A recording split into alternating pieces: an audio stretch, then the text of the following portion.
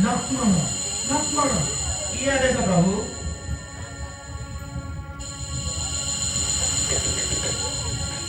ଯୁବରାଜ ନିଦ ଭାଙ୍ଗିଲା କାହିଁ ଯୁବରାଜ?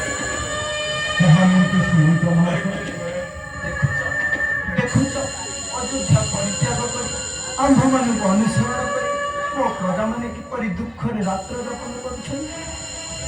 ରାତ୍ର ପାହିଲେ ସେମାନେ ଆମକୁ କଦାପି ଛାଡ଼ିବେ ନାହିଁ।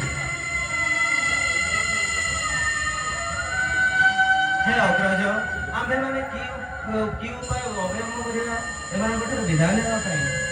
ବାବୁରେ ଲକ୍ଷ୍ମଣ, ମୁଁ ଚାହେଁ ନାହିଁ ମୋର ପ୍ରଜାମାନେ ଅଧିକ କଷ୍ଟ ପାଆନ୍ତୁ।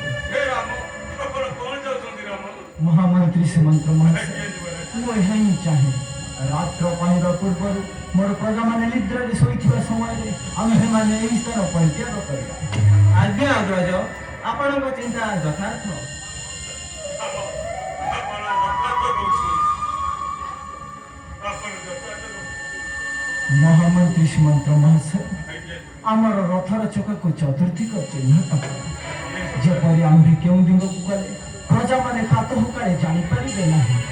ଆମ୍ଭକୁ ନ ପାଇ ସେମାନେ ଅଯୋଧ୍ୟାକୁ ପ୍ରତ୍ୟାବର୍ତ୍ତନ କରିବେ।